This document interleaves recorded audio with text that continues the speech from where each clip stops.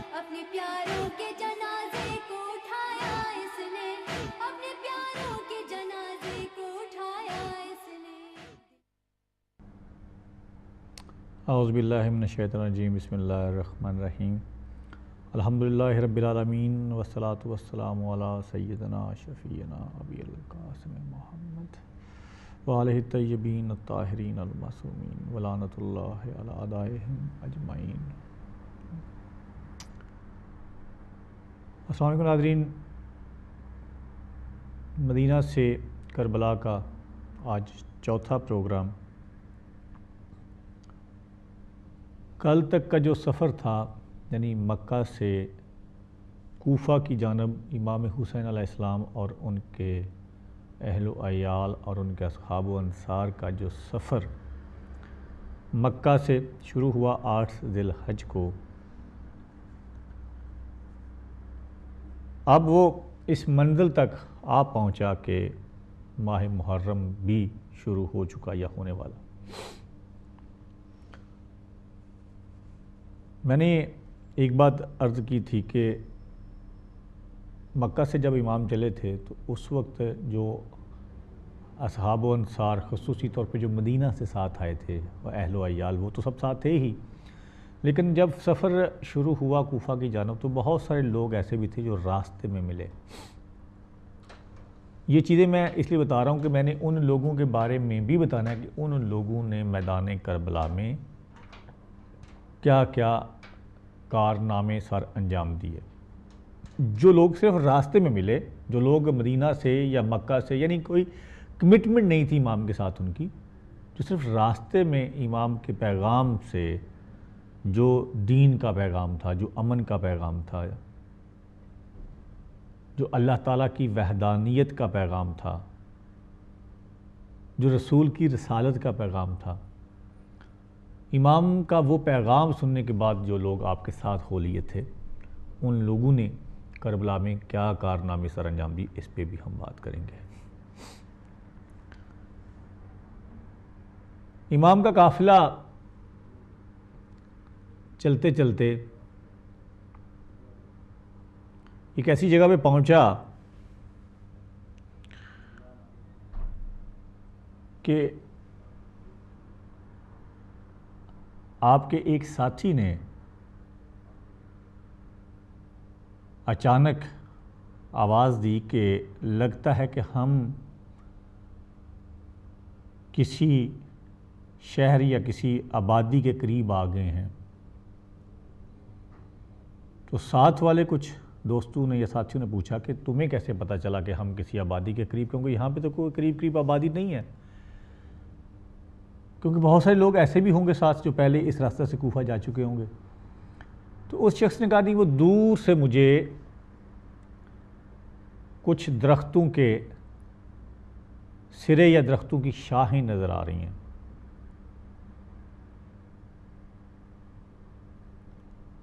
ایک اور بولا، اس نے کہا کہ نہیں، یہاں پہ تو کبھی ہم نے کوئی درخت نہیں دیکھے، یہ تو بالکل صحرا ہے۔ جب غور سے دیکھا گیا تو پتہ چلا کہ وہ کوئی درخت نہیں تھے، بلکہ گھوڑوں پہ سوار کچھ لوگ تھے جو اس طرف بڑھ رہے تھے۔ میں نے کل عرض کیا تھا کہ ابن زیاد حاکم کوفہ نے جب اس کو پتہ چلا کہ امام حسین علیہ السلام کوفہ کی جانب بڑھ رہے ہیں اور کسی بھی وقت کوفہ پہنچ سکتے ہیں، تو اس نے حسین جو کوتوال تھا کوفہ کا، اس کو کوفہ سے باہر قادسیہ کے مقام پہ اس کی ڈیوٹی لگائی، 4000 سپاہی ساتھ دیے کہ جو ہی امام حسین علیہ السلام یہاں تک پہنچیں ان کو گرفتار کر کے میرے دربار میں پیش کیا جائے۔ لہذا حسین نے اپنے ایک سپہ سالار جس کا نام حر تھا، اس کی یہ ڈیوٹی لگائی، 1000 سوار اس کو دیے کہ تم اس راستے پہ جاؤ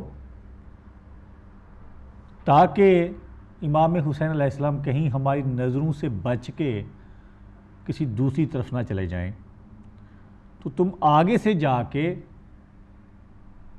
ان کو روکو اور ان کو گرفتار کر کے یہاں پر لے کے آؤ۔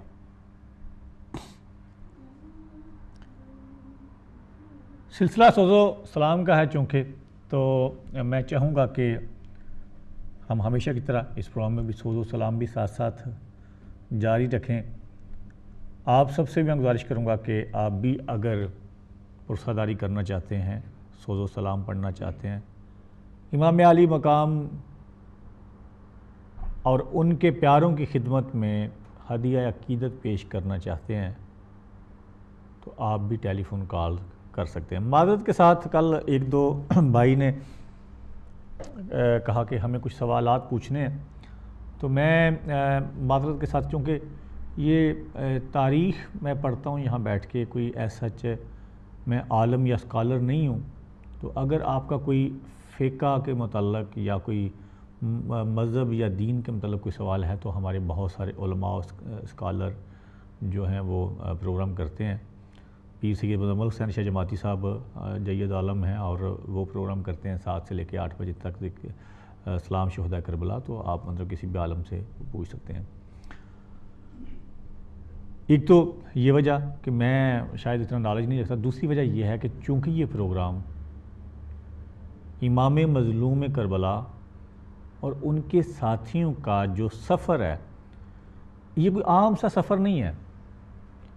یہاں بیٹھ کے کوئی سفر نامہ میں بیان نہیں کر رہا کسی کا، یہ وہ سفر ہے جس کی ہر انچ پہ کانٹے، ہر انچ پہ پتھر، جس سفر کے ہر دوسرے میل پہ امام کو کسی نہ کسی مصیبت کا سامنا کرنا پڑا۔ تو یہاں بیٹھ کے اس سفر کی جو کارگزاری ہے، اس سفر میں کیا کیا حالات پیش آئے، اہل بیت کو، امام علی مقام اور ان کے ساتھیوں کو، وہ رودات بیان کرنا ہے۔ سو اگر اس میں وہ سلسلہ سوال جواب کا شروع ہو گیا تو پھر وہ پروگرام کا جو فارمیٹ ہے وہ نہیں رہے گا۔ سو اس لیے میں معذرت چاہوں گا، لیکن اگر آپ سوز و سلام پڑھنا چاہیں، نوحہ پڑھنا چاہیں، تو میں آپ کو ویلکم کہوں گا۔ علی عمران میرے ساتھ ہیں جی، اور چلتے ہیں سوز و سلام کی طرف، پھر میں اپنا مضمون جاری رکھوں گا۔ علی کو دل میں بسا کر سلام کہتا ہوں، علی کو دل میں بسا کر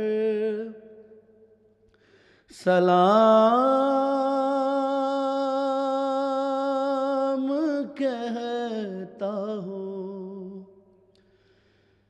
زمین کو عیش بنا کر، زمین کو عیش بنا کر سلام کہتا ہوں، علی کو دل میں بسا کر سلام کہتا ہوں، میرے شعور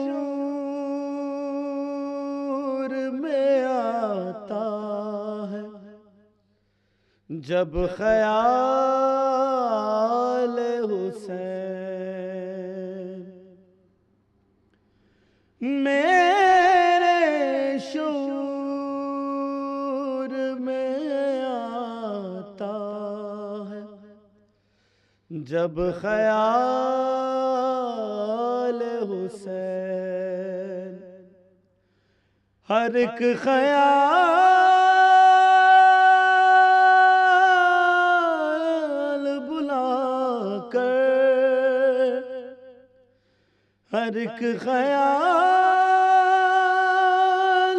بلا کر سلام کہتا ہوں، کبھی بھی سامنے آتا ہے مات میں جو کوئی، کبھی بھی سامنے آتا ہے مات میں جو کوئی، امام عصر کا اس کو سلام کہتا ہوں، جہاں حسین کے غم کے علاوہ کچھ بھی نہیں، جہاں حسین کے غم کے علاوہ کچھ بھی نہیں، میں اس مقام پہ جا کر، میں اس مقام پہ جا کر سلام کہتا ہوں، علی کو دل میں بسا کر سلام کہتا ہوں۔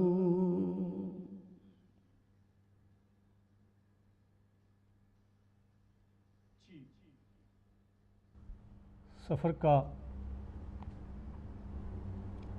سلسلہ اور میں عرض کر رہا تھا کہ ساتھیوں نے دیکھا کہ کچھ لوگ یا کچھ سوار ہماری طرف بڑھ رہے ہیں۔ وہ کون سوار تھے اس پہ ہم گفتگو کرتے ہیں، لیکن میرے ساتھ کالر ہے۔ السلام علیکم۔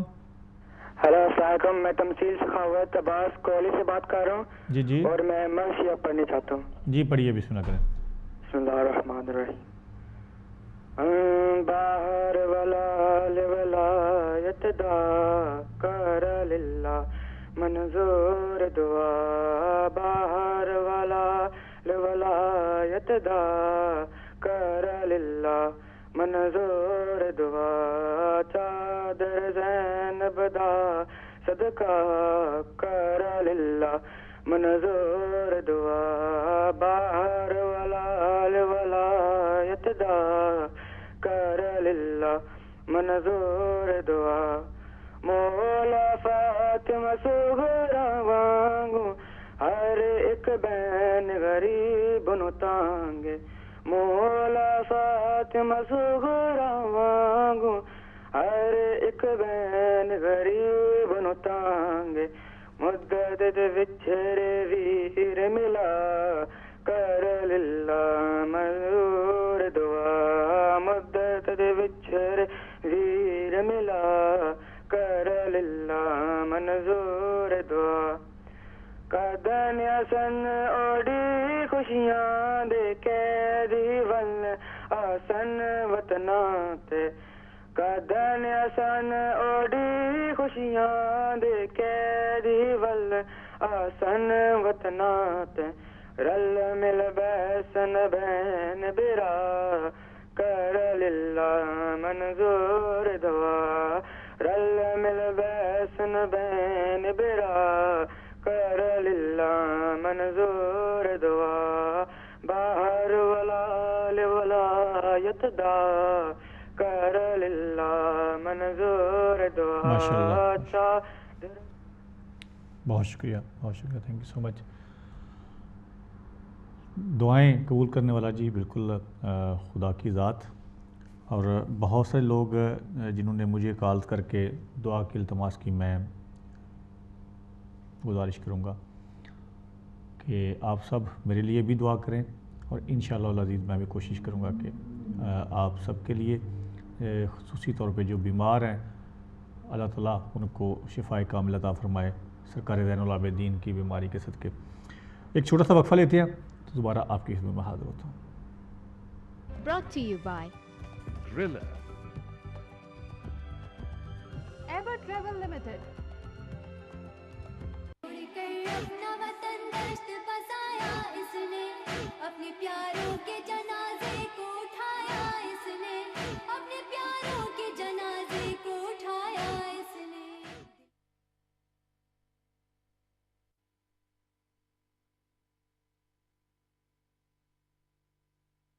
Brought to you by Thriller. Ever Travel Limited. उड़ कर अपना वतन दश्त बसाया इसने, अपने प्यारों के जनाजे को उठाया इसने, अपने प्यारों के जनाजे को उठाया इसने। جی ناظرین، میں عرض کر رہا تھا لیکن اس سے پہلے کہ میں منزل آگے بڑھاؤں، میرے ساتھ ایک کالر کافی دیر سے ہولڈ پہ ہیں، حق نواز صاحب آسٹریلیا سے۔ السلام علیکم۔ وعلیکم السلام بخاری صاحب، جی میں حق سب سے نواز پہلے آپ کا شکریہ ادا کرتا ہوں، آپ نے مجھے ٹائم دیا اور مالا کام پارگام زمانہ کا صدقے ہمیشہ آپس آیا رہے، آمین۔ تک کے رہے۔ ایک دعا ہے مولا علی علیہ السلام نے جی جی جب آپ نے بیٹے دے دیے تھے مولا رسول خدا صلی اللہ علیہ وسلم کو، تو آپ نے ایک دعا مانگی تھی، وہ دعا پڑھنا چاہتا ہوں۔ جی یا رب ذوالجلال مجھے فرزند وہ عطا ہو، فخر زینب و کلثوم پسر ام البنین ہو، خالق وفا ہو، غرور حسین ہو، قیامت تک نہ کوئی ایسا جری ہو، کچھ ایسا اس کا روب و دبدبا ہو، تات سرا ہو یا عرش اولا، لرزے میں حد عرض و سما ہو، تعارف میں خون ام البنین ہو، شجاعت و گفتار میں جیسے علی ہو، واہ، کاٹ کاٹ کے رکھ دے جب دشمن رسول کو، بے اختیار زبانوں سے نکلے بھاگو بھاگو شاید یہ علی ہو۔ مولا آپ کو سلامت رکھے، یا علی بن۔ آمین۔ بہت شکریہ جی۔ میں گزارش کر رہا تھا کہ اس منزل تک پہنچے کہ ایک قافلہ آتا ہوا نظر آیا کچھ سواروں کا جو آپ کی طرف بڑھ رہا تھا، تو خیال یہ کیا گیا کہ یہ دشمن کا کوئی لشکر ہو سکتا ہے، لہٰذا اب اس لشکر سے کیسے نمٹنا ہے۔ تو امام نے سب سے پہلے تدبیر یہ پوچھی کہ کوئی ایسی جگہ ہے یہاں پہ کہ تاکہ ہماری پشت سے یہ ہمارے اوپر حملہ نہ کر سکے۔ وہاں پہ ایک ساتھی نے یہ مشورہ دیا کہ یہ ساتھ ایک پہاڑ ہے، اس جگہ کو ذو حسم یا ذو جسم لکھا گیا تاریخ میں، کہ یہ پہاڑ ہے، اگر ہم ان کے یعنی اس لشکر کے آنے سے پہلے اگر ہم اس پہاڑ تک پہنچ جائیں تو یہ پہاڑ ہماری پشت پہ ہوگا، لہذا جو بھی آئے گا وہ ہمارے سامنے سے آئے گا۔ اس پہ عمل کیا گیا اور اس جگہ پہ خیمے لگا دیے گئے۔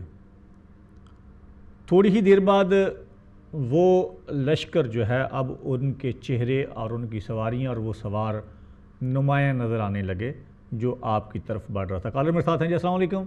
وعلیکم السلام جی، کیسے ہیں بیٹے، ٹھیک ہو؟ جی ٹھیک ٹھاک جی۔ پہچان لیا آپ نے؟ جی بالکل پہچان لیا میں نے۔ پہچان گئے ہو؟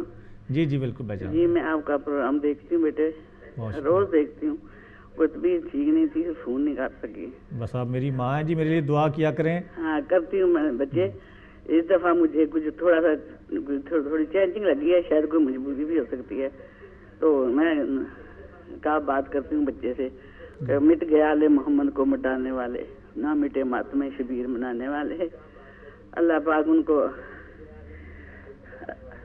دنیا تک کوئی نہیں مٹا سکتا، اللہ آپ کو زندگی سے دے۔ تو گھر میں خیریت ہے بچے؟ جی سب ٹھیک ٹھاک ہے، بس دعاؤں میں یاد رکھا۔ ہاں بہت عرصہ ہوا بات نہیں ہوئی، جی میں ہاں پہلے بہت پاکستان چلی گئی، کچھ کام ایک دو پڑھ کے تھے۔ اچھا اچھا اچھا جی تو بس صحت نہیں میری ٹھیک رہی۔ اللہ تعالیٰ آپ کو صحت و سلامتی دے، میں بھی دعا کروں گا اور آپ بھی مجھے دعاؤں میں یاد رکھنا ہے۔ بہت شکریہ جی۔ تو وہ لشکر جو تھا وہ آہستہ آہستہ قریب آ رہا تھا اور پھر وہ وقت آیا کہ وہ لشکر عین سامنے آ کے کھڑا ہو گیا۔ پوچھنے میں پتہ چلا کہ اس لشکر کا سپہ سالار جو ہے وہ حر ہے اور یہ ابن زیاد کی طرف سے بھیجا گیا لشکر ہے، اور اس کی ذمہ کام یہ لگایا گیا ہے کہ امام عالی مقام کو راستے سے ریسیو کر کے، یعنی یہ کسی اور راستے کی طرف سے نکل جائیں، ان کو گرفتار کر کے ابن زیاد کے دربار میں پیش کیا جائے۔ خیر اس لشکر نے جہاں امام کے خیمے لگے تھے وہاں تک جب وہ پہنچے، اس سے پیشتر کہ امام ان سے کوئی سوال و جواب کرتے، جب ان کی حالت دیکھی تو وہ انتہائی نڈال نظر آ رہے تھے، کیونکہ گرمی تھی دوپہر اور عرب کا صحرا، اور شاید جب وہ چلے تھے ان کو اندازہ نہیں تھا کہ ہمیں کتنا سفر طے کرنا پڑے گا، اور وہ پانی کا اہتمام کر کے نہیں ساتھ چلے تھے۔ امام علی مقام چونکہ اپنا سفر جاری رکھے ہوئے تھے کئی دنوں سے، تو آپ ہر منزل پہ اپنے ساتھیوں کو کہتے تھے کہ پانی کا بندوبست کر لیا جائے، لہذا پچھلی منزل سے جہاں سے امام نے آخری جو قیام کیا تھا وہاں سے پانی جو تھا وہ وافر مقدار میں اپنے ساتھ لیا ہوا تھا۔ جب وہ لشکر جس کا سپہ سالار حر تھا جب وہ سامنے آگے کھڑا ہوا تو دیکھا کہ ان کی سواریاں اور سوار دونوں پیاس سے نڈال ہیں، کوئی ادھر گرنے والا ہے کوئی ادھر گرنے والا ہے۔ جب یہ حالت دیکھی امام نے تو امام نے اپنے ساتھیوں کو کہا کہ جاؤ جلدی سے ان کو پانی پلاؤ، اور نہ صرف ان سواروں کو بلکہ ان کی سواریوں کو بھی۔ تاریخ میں لکھا گیا کہ 2 3 بار 4 بار ان سواریوں کے آگے ان گھوڑوں کے آگے پانی جو ہے رکھا گیا، جب تک کہ گھوڑوں نے خود منہ نہیں موڑ لیا تب تک پانی ان کے سامنے رکھا گیا۔ جو سوار تھے انہوں نے بھی جی بھر کے اپنی پیاس بجھائی، اور تاریخ میں ایک شخص جو حر کے ساتھ آیا تھا، حر کا سپاہی تھا، اس نے بیان کیا کہ میں سب سے آخر میں پہنچا اور میں کچھ زیادہ نڈال تھا پیاس سے کہ مجھ سے پشت پہ بیٹھنا، گھوڑے کی پشت پہ بیٹھنا محال ہو رہا تھا، مشکل لگ رہا تھا۔ تو جب میں پاس پہنچا امام کے تو انہوں نے مجھے کہا کہ اپنی سواری کو بٹھا لو، تو مجھے سمجھ میں نہیں آیا۔ پھر دوبارہ انہوں نے کہا، خیر بعد میں جب اس نے سواری کو بٹھا لیا تو وہ کہتا ہے کہ جب مجھے پانی پیش کیا گیا، مشکیزہ جو ہے وہ میرے منہ سے لگانے کی کوشش کی جاتی تو میرے منہ سے مشکیزہ جو تھا وہ ادھر ہو جاتا، کبھی ادھر ہو جاتا، پانی گر جاتا، یعنی میں اتنا نڈال تھا۔ امام علی مقام جو دور کھڑے دیکھ رہے تھے وہ خود آئے اور انہوں نے خود مشکیزہ پکڑ کے مجھے پانی پلایا۔ جب یہ سب پانی پی چکے تو امام علی مقام اپنے خیمے میں چلے گئے، اور حر نے اپنے ساتھیوں کو کہا کہ آپ لوگ بھی خیمے یہیں نصب کر دیں۔ تھوڑے سے فاصلے پہ حر کے ساتھیوں نے بھی اپنے خیمے لگا لیے۔ نماز ظہر کا وقت ہوا اور امام نکلے جماعت کرانے کے لیے۔ حر سے پوچھا کہ تم لوگ اپنی الگ نماز پڑھو گے یا ہمارے ساتھ پڑھو گے؟ حر اور اس کے ساتھیوں نے کہا جی کہ ہم آپ کے پیچھے ہی نماز پڑھیں گے، لہٰذا آپ کے پیچھے ہی نماز پڑھی گئی۔ نماز پڑھنے کے بعد حر نے اپنے آنے کا سبب بتایا کہ مجھے یہ حکم ملا کہ میں گرفتار کر کے ابن زیاد کے دربار میں آپ کو پیش کروں۔ تو امام نے کہا کہ دیکھو میں اپنی مرضی سے یہاں نہیں آیا، مجھے یہاں پہ بلایا گیا آپ لوگوں کی طرف سے، کوفہ کے رہنے والوں کی طرف سے، فلاں فلاں شخص نے مجھے خط لکھ کے بلایا۔ تو حر نے کہا جی کہ مجھے تو ایسے کسی خط کا معلوم نہیں، مجھے نہیں پتا کہ کون لوگ ہیں آپ کو بلانے والے۔ لہذا امام نے اپنے ساتھی کو کہا کہ جاؤ وہ تھیلا لے کے آؤ جس میں وہ خطوط پڑے ہیں، اور تاریخ لکھتی ہے کہ تقریباً 2 تھیلے بھرے ہوئے تھے ان خطوط کے، تقریباً 12,000 کے لگ بھگ وہ خطوط وہ لا کے حر کے سامنے انڈیل دیے گئے وہ دونوں تھیلے، اور کہا کہ یہ پڑھو۔ اور جب وہ وہ خطوط دیکھنے لگا تو ان میں کوفہ کے جو برگزیدہ لوگ تھے، جو معتبر ہستیاں تھیں کوفہ کی، یہ سارے خطوط ان کے ناموں سے بھیجے گئے تھے۔ لہذا امام نے کہا کہ اب تم نے دیکھ لیا، تمہیں یقین ہو چکا کہ میں یہاں اپنی مرضی سے نہیں آیا، لیکن اب اگر میں آ گیا ہوں اور تم لوگوں کو میرا آنا یہاں ناگوار گزرا ہے یا تم لوگوں کو پسند نہیں، تو بہتر یہ ہے کہ تم واپس لوٹ جاؤ اور میں اپنا راہ لیتا ہوں۔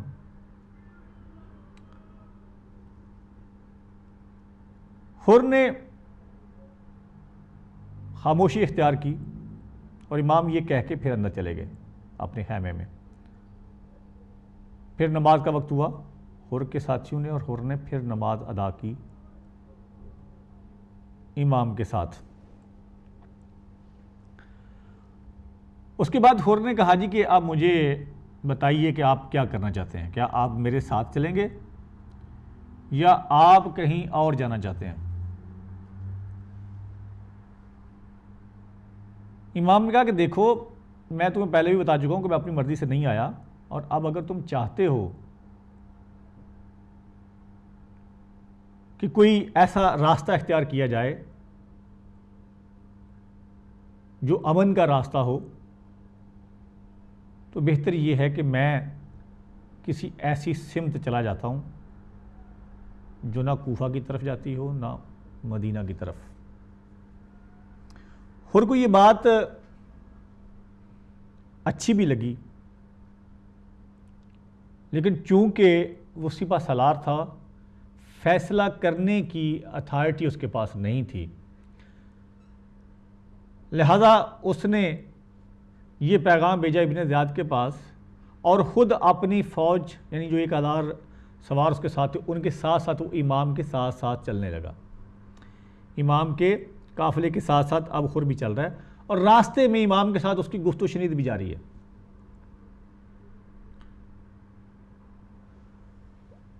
ادھر سے ابن زیاد کا قاصد بھی حر کے پاس پہنچ چکا کہ تمہیں جو حکم دیا گیا کہ حسین کو گرفتار کر کے لے کے آؤ اور یا پھر ان کو کسی ایسی جگہ پہ روک دو جہاں پہ کوئی آب و گیا یعنی پانی قریب قریب نہ ہو، صحرا کے کسی ایسے مقام پہ۔ اب خود ساتھ ساتھ چل رہا ہے اور کہتے ہیں کہ ایک ایسی جگہ آئی جہاں پہ امام علی مقام کی سواری یعنی آپ کا گھوڑا جو ہے وہ رک گیا۔ سمجھا گیا کہ شاید سواری تھک گئی ہے، جانور ہے، اتنا لمبا سفر، دوسری سواری تبدیل کی گئی لیکن گھوڑا آگے نہیں بڑھا، تیسری سواری، گھوڑا وہیں رک گیا۔ امام علی مقام نے پوچھا ساتھیوں سے کہ یہ کون سی جگہ ہے؟ ایک نے کہا کہ آقا اسے نینوا کہتے ہیں۔ دوسرے سے پوچھا کہ اس کا کوئی اور نام بھی ہے؟ ایک نے کہا کہ اسے شط الحرب کہتے ہیں۔ پھر پوچھا کہ اس کا کوئی اور نام؟ ہاں اسے شط الفرات بھی کہتے ہیں۔ کوئی اور نام؟ اس کو غادریہ بھی کہتے ہیں۔ اس کے علاوہ کوئی نام؟ ایک نے کہا ہاں اس کو کربلا بھی کہتے ہیں۔ اب کربلا کا نام سننا تھا، امام سواری سے نیچے اتر آئے، سرکار غازی عباس کو آواز دی کہ عباس خیمے یہیں نصب کر دو، یہی ہماری منزل ہے۔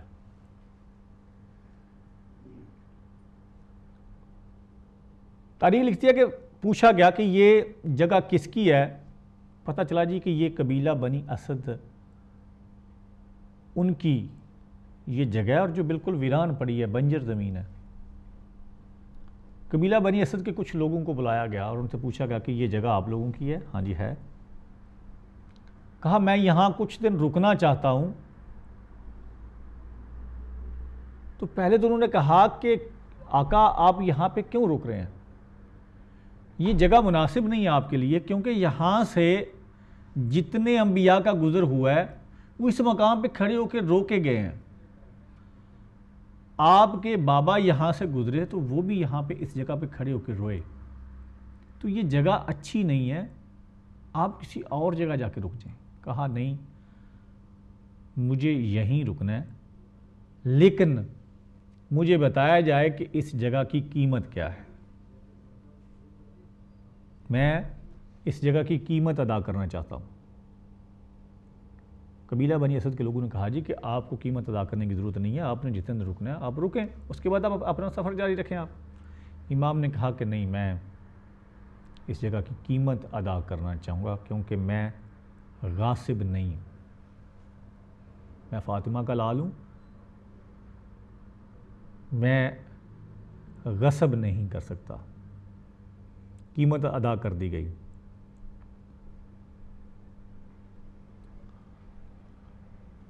اور کہا جاتا ہے کہ امام نے قبیلہ بنی اسد کے لوگوں کو کہا کہ صرف ایک کام کرنا،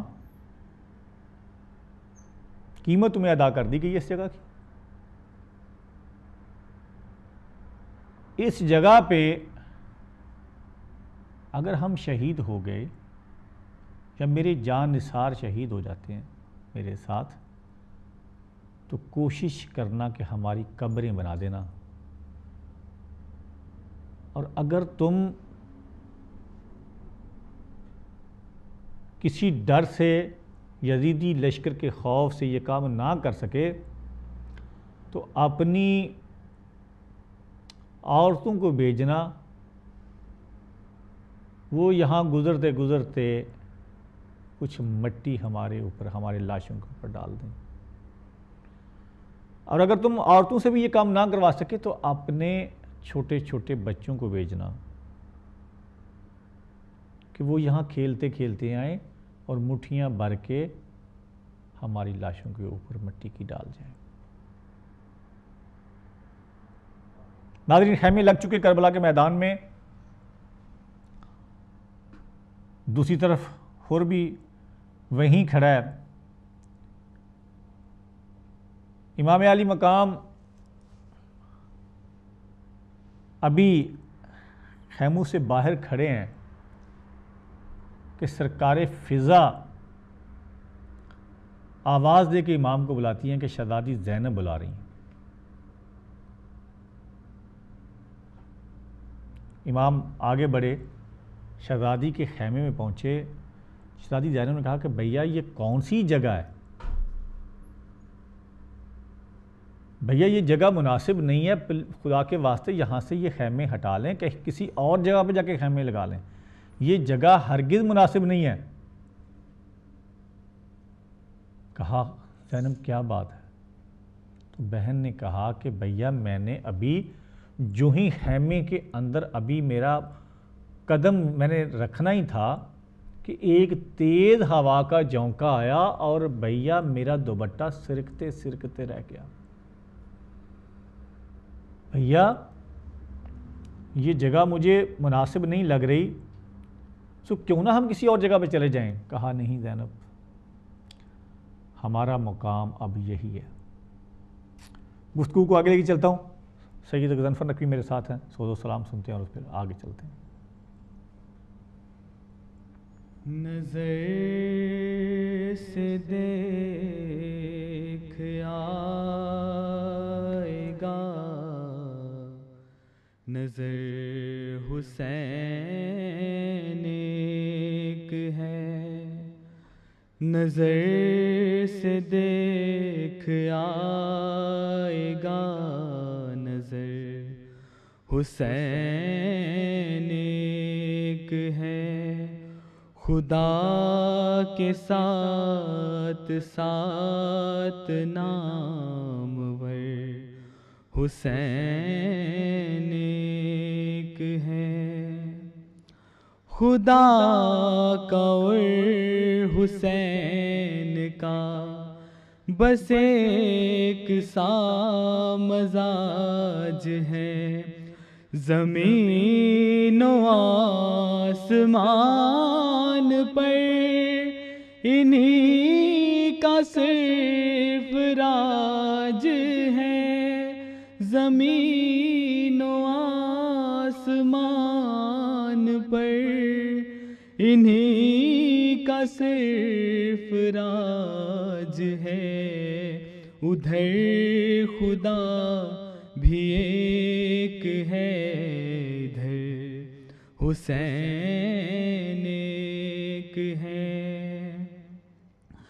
محمد میں 4 ہیں، علی بھی ان میں 4 ہیں، حسن بھی ان میں 2 بنے، یہ دین کا وقار ہے، حسن بھی ان میں 2 بنے، یہ دین کا وقار ہے، یہ بار بار سب بنے مگر حسین ایک ہے۔ نواسۂ رسول ہے یہ فاطمہ کا لال ہے، ذکر کرو حسین کا یہی ہماری ڈھال ہے، ذکر کرو حسین کا یہی ہماری ڈھال ہے، زمین پہ خدا نما بشر بشر حسین ایک ہے، نظر سے دیکھ آئے گا نظر حسین ایک ہے، خدا کے ساتھ ساتھ نامور حسین ایک ہے۔ یہ بی بی کا یہ کہنا کہ یہ جگہ مناسب نہیں ہے، امام نے کہا کہ زینب یہی ہماری منزل ہے، یہی ہمارا آخری مقام، یہ بات کہہ کے آقا باہر آ گئے۔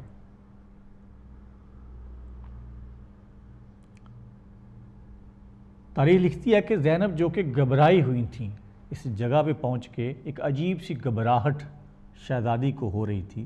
یہ کالر میرے ساتھ ہیں جی، السلام علیکم۔ ہلو، السلام علیکم جی وعلیکم السلام۔ جی علی شاہ بات کر رہا ہوں۔ جی شاہ صاحب۔ ٹھیک ٹھاک ہے؟ جی الحمدللہ فرسٹ کلاس۔ ایک میں نوحہ پڑھوں گا۔ جی جی بسم اللہ کریں۔ کربل وچ عزتاں رکھیاں نے سید نے دین اسلام دیاں، کربل وچ عزتاں رکھیاں نے سید نے دین اسلام دیاں، امت نو زندگی دے گئیاں قربانیاں پاک امام دیاں،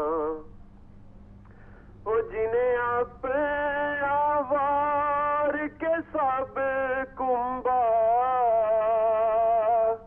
حرمت کعبے دی رکھ لئیے،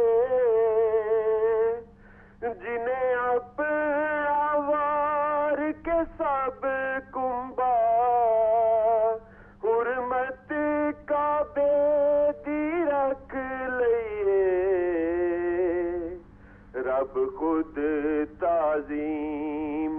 کر دائے شبیر سخی دینا دیاں کربل. عجیب سی گھبراہٹ ہے. اور دوسری طرف ابن زیاد کو پتہ چل چکا، کیونکہ ادھر یہ ماہ محرم بھی شروع ہو چکا، ابن زیاد کو پتہ چل چکا کہ امام عالی مقام اپنے ساتھیوں سمیت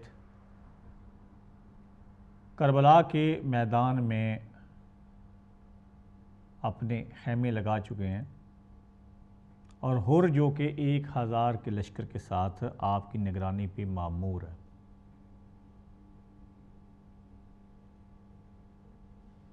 نہ جانے کیوں اس چھوٹے سے سپاہ حسین کے سامنے 1000 کا لشکر یہ، اور حسین جو داروغہ ہے کوفہ کا، جو قادسیہ کے مقام پہ اپنے ساتھ 3000 یعنی 4000 جس میں سے 1000 ہر کو دیے، 3000 سوار اس کے ساتھ ہیں. اس کے باوجود ابن زیاد کا یہ خوف تھا کہ وہ مختلف جو جنگجو سپہ سالار تھے، جو بہادر سے بہادر ترین جو سپہ سالار تھے، ان کے ساتھ کسی کے ساتھ 2000، کسی کے ساتھ 4000، کسی کے ساتھ 10,000 کا لشکر بنا کے کربلا کی طرف روانہ کر رہا تھا. ایک چھوٹا سا وقفہ لیتے ہیں، دوبارہ آپ کی خدمت میں حاضر ہوتا ہوں. Brought to you by Driller. Ever Travel Limited. اڑ کر اپنا وطن دشت بسایا اس نے، اپنے پیاروں کے جنازے کو اٹھایا اس نے، اپنے پیاروں کے جنازے کو اٹھایا اس نے. اڑ کر اپنا وطن دشت بسایا اس نے، اپنے پیاروں کے جنازے کو اٹھایا اس نے، اپنے پیاروں کے جنازے کو اٹھایا اس نے. یہ سفر ہم جاری رکھیں گے. ایک دفعہ پھر چلتا ہوں میں علی عمران کی طرف، سوز و سلام سنتے ہیں اور اس کے بعد پھر اپنے مضمون کو جاری رکھتا ہوں. عرض و سما میں کوئی بھی ایسی جگہ نہیں، عرض و سما میں کوئی بھی ایسی جگہ نہیں، ماتم تیرا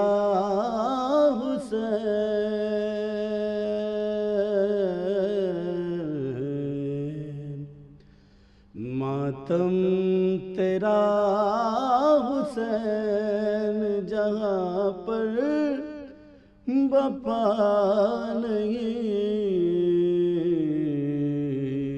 عرض و سما میں کوئی بھی ایسی جگہ نہیں، مت جائے نہ جائے کہتا تھا ہے کوئی،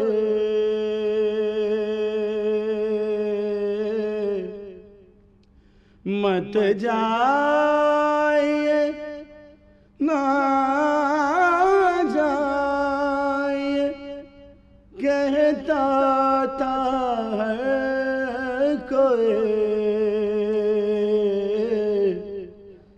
کوفہ کے رہنے والوں میں مولا وفا نہیں،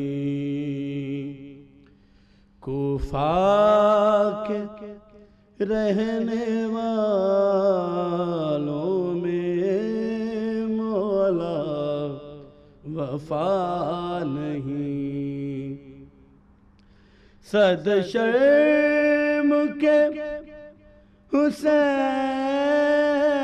کی بیٹی کو بھی اظہر، صد شرم کے حسین کی بیٹی کو بھی اظہر، اپنے آبا اجداد کا ورثہ ملا نہیں، اپنے آبا اجداد کا ورثہ ملا نہیں، ارض و سما میں کوئی بھی ایسی جگہ نہیں۔ اب یہ منظر آپ نے ذہن میں رکھنا ہے کہ کربلا میں قافلہ پہنچ چکا جو مدینہ سے مکہ اور مکہ سے 8 ذی الحج کو چلا، اور محرم کے چاند نظر آنے پہ یہ قافلہ اپنی منزل پہ یعنی کربلا میں پہنچ چکا۔ ادھر ابن زیاد لشکر ترتیب دے رہا ہے، اور وہ لشکر جو ہیں جا رہے ہیں کس کے سامنے؟ امام حسین علیہ السلام کے مختصر سے لشکر کے سامنے، جس کو تاریخ نے مختلف نمبرز بتائے ہیں۔ کہیں پہ یہ کہا گیا کہ 100 سوار اور 45 پیدل جوان، اور کہیں پہ اس سے بھی کم کی تعداد بتائی گئی ہے۔ میں نے عرض کیا کہ بی بی زینب نے کہا کہ بھیا مجھے گھبراہٹ سی محسوس ہو رہی ہے، اور دوسری طرف آپ دیکھ رہے ہیں کہ لشکر پہ لشکر چڑھتے آ رہے ہیں۔ کوفہ میں ہمارے بابا نے حکومت کی، بابا کے چاہنے والے بہت سے ہیں کوفہ میں، آپ کے چاہنے والے بہت سے ہیں، آپ کیوں نہیں کسی کو طلب کرتے اپنی مدد کے لیے؟ اپنی مدد کے لیے کیوں نہیں بلاتے کسی کو؟ امام نے قاصد بھیجا، ایک دروازے پہ جا کے دستک دی، اندر سے آواز آئی کون؟ میں حسین کا قاصد ہوں۔ اب یہ ایک بوڑھا شخص دروازہ کھولتا ہے جس کا نام حبیب ابن مظاہر۔ تاریخ نے اس کی جو عمر بتائی ہے وہ 90 سے 95 سال کے لگ بھگ۔ حبیب ابن مظاہر دروازہ کھولتے ہیں اور پوچھتے ہیں کہ خیریت ہے؟ امام نے تمہیں بھیجا میرے پاس؟ کہا امام نے بلایا آپ کو۔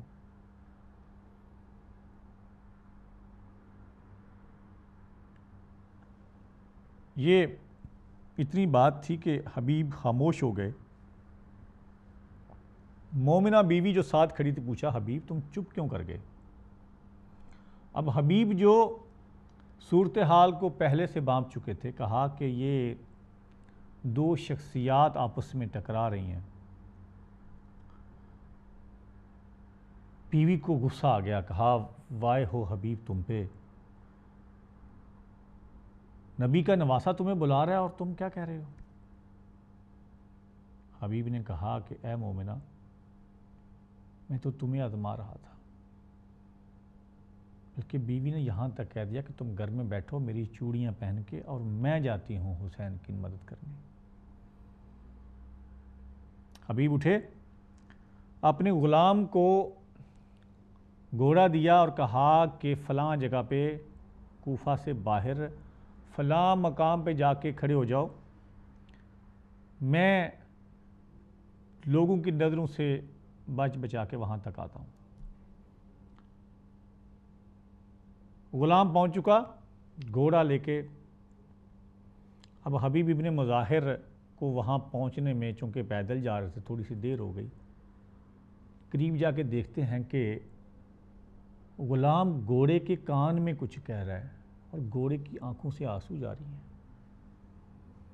حبیب کہتے ہیں کہ میں تھوڑا سا جب قریب گیا تو میں نے سنا کہ غلام اس کو کہہ رہا ہے کہ اے میرے آقا کے گھوڑے تو نہ رو، اگر میرے آقا نہیں پہنچتے، اگر میرا مالک نہیں پہنچتا تو میں خود تیرے اوپر سوار ہو کے جاؤں گا اور نواسہ رسول کی مدد کروں گا. حبیب پاس پہنچے اور غلام کو کہا کہ جاؤ تم آج سے آزاد ہو. حبیب کو پتا کہ وہ جس سمت جا رہے ہیں وہاں سے بچ کے نہیں آئیں گے. غلام کو آزادی دے رہے ہیں. غلام نے کہا واہ مالک، جب تک اپنی خدمت کی ضرورت تھی تو مجھ سے خوب خدمتیں کرائیں، اور آج جب علی کے لال کی خدمت کا وقت آیا تو مجھے آزاد کر رہے ہیں، مجھے اپنے سے جدا کر رہے ہیں، یہ ممکن نہیں. لہٰذا حبیب اپنے غلام کے ساتھ گھوڑے پہ سوار ہو کے پہنچے خیام حسینی میں. امام نے سرکار غازی عباس کو بلایا کہ عباس جاؤ، میرا حبیب آ رہا ہے، میرا دوست آ رہا ہے، میرے باپ کا صحابی آ رہا ہے، میرے نانا کا چاہنے والا آ رہا ہے، استقبال کرو. سرکار غازی عباس آگے بڑھے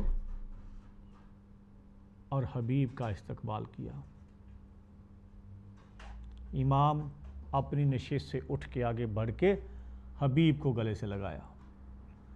ناظرین، مشکل وقت میں جب کوئی اپنا ملتا ہے، جب پردیس میں کڑا وقت آ جائے اور وہاں پہ آپ کی کوئی مدد کو پہنچے تو وہ دنیا کا سب سے پیارا انسان ہوتا ہے. ادھر خیموں میں خبر پہنچی کہ حبیب آ گیا. شہزادی زینب نے کہا اماں فضا جاؤ حبیب کو میرا سلام کہنا. فضا نے آ کے جب شہزادی کا سلام کہا تو حبیب نے اپنے رخساروں کو پیٹ لیا کہ آقا آج وہ وقت آیا کہ شہزادی زینب کا سلام. میں نے منتظر آگے بڑھانی ہے، لیکن اسی جگہ پہ تاریخ میں ملتا ہے کہ شہزادی نے کہا کہ بھیا حسین، مجھے رات کو کسی کے رونے کی آواز آتی ہے، کسی بی بی کے رونے کی آواز آتی ہے. بھیا یہ کیسی جگہ ہے؟ کوئی بی بی ہمارے خیام کے آس پاس زار و قطار روتی ہے، مجھے ڈر لگتا ہے. کہا زینب تم نے آواز نہیں پہچانی اس بی بی کی؟ تمہیں نہیں پتا کہ یہ بی بی کون روتی ہے؟ میری بہن، یہ وہی بی بی ہے جس نے چکیاں پیس پیس کے مجھے پالا. یہ وہی بی بی ہے جو مدینہ سے لے کے مکہ اور پھر مکہ سے لے کے کربلا تک میرے ساتھ ساتھ چلی آ رہی ہے، ہر قدم پہ میرے لیے دعائیں کر رہی ہے. زینب اس بی بی کی آواز کو پہچانو، وہ تمہاری ماں فاطمہ تو زہرا ہے. اور تاریخ میں یہ بھی ملتا ہے کہ جب کربلا سے یہ لٹا ہوا قافلہ پہنچا شام میں، شام کے زنداں میں، جب جیل کی سلاخوں کے پیچھے جب بیبیاں قید میں تھیں تو ایک دن اس زندان کا جو زندان بان تھا، جو داروغہ تھا، وہ سرکار زین العابدین کی خدمت میں حاضر ہوا اور کہا کہ سرکار، ایک بی بی رات کو زندان کے پیچھے جا کے روتی ہے، آپ اس کو منع کیوں نہیں کرتے؟ سرکار زین العابدین نے کہا کہ یہ کیسے ممکن ہے؟ میری ماں، میری پھوپھیاں تو یہاں پہ ہوتی ہیں، ان میں سے کوئی زندان کے پیچھے جا کے کیسے رو سکتا ہے؟ اس نے کہا جی میں نے خود اپنی آنکھوں سے دیکھا ہے کہ بی بی ایک زندان کے پیچھے جا کے بہت روتی ہے، ساری ساری رات روتی ہے، آپ اس کو منع کیجئے. اور ادھر سے شہزادی زینب جو گفتگو کر رہی تھی اپنی بہنوں سے، اپنی بھابھیوں سے، اس سپاہی نے وہ آواز سنی اور سرکار زین العابدین سے کہتا ہے جی کہ یہ وہی آواز ہے، میں نے پہچان لی، یہی بی بی ہے جو زندان کے پیچھے جا کے روتی ہے۔ سرکار زین العابدین نے کہا پھوپھی اماں آپ زندان کے پیچھے کیسے جا کے روتی ہیں؟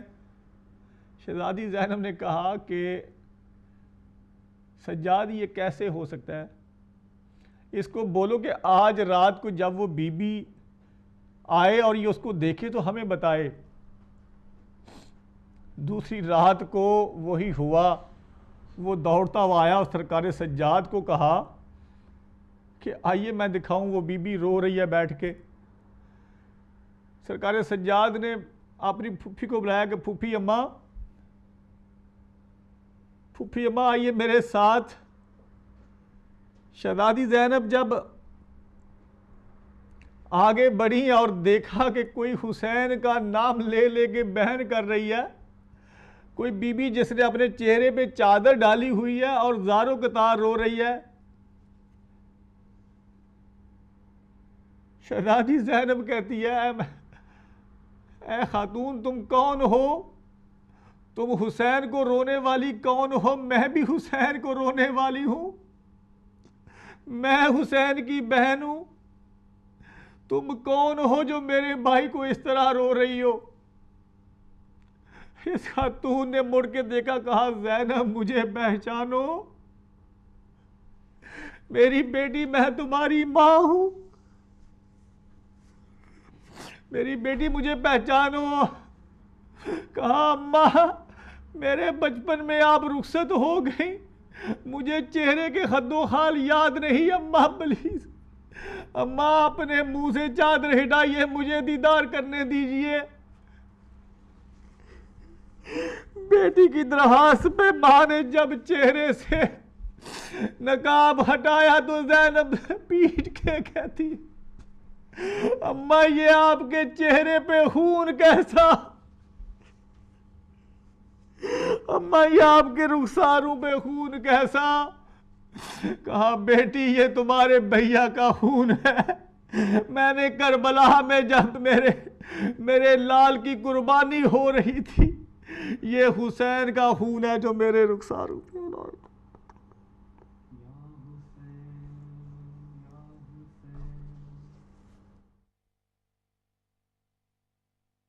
سے زینب کی صدائی عباس کہاں ہو تم، جلتے ہوئے خیموں سے زینب کی صدائی عباس کہاں ہو تم، نہ سر پہ رہی چادر، نہ سر پہ رہی چادر، نہ میرا بچا بھائی، عباس کہاں ہو تم، جلتے ہوئے خیموں سے زینب کی صدائی عباس کہاں ہو تم، شبیر پڑے رن میں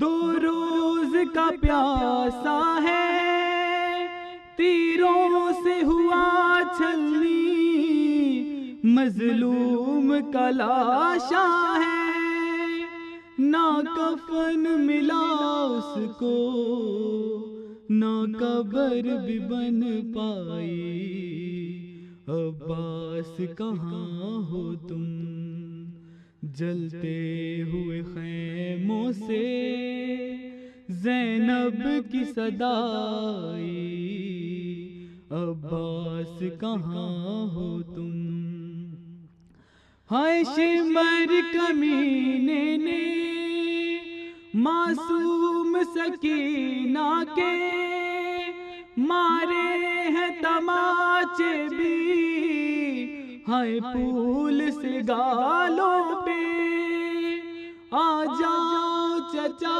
غازی، رو رو کے وہ چلائی، عباس کہاں ہو تم، جلتے ہوئے خیموں سے زینب کی صدا آئی، عباس کہاں ہو تم؟ عباس چلے آؤ خیموں میں یتیموں کے، بھوکے اور پیاسے ہیں، لوٹے ہیں نصیبوں کے، سجاد کو ہوش نہیں، کلثوم ہے گھبرائی، عباس کہاں ہو تم؟ جلتے ہوئے خیموں سے زینب کی صدا آئی، عباس کہاں ہو تم؟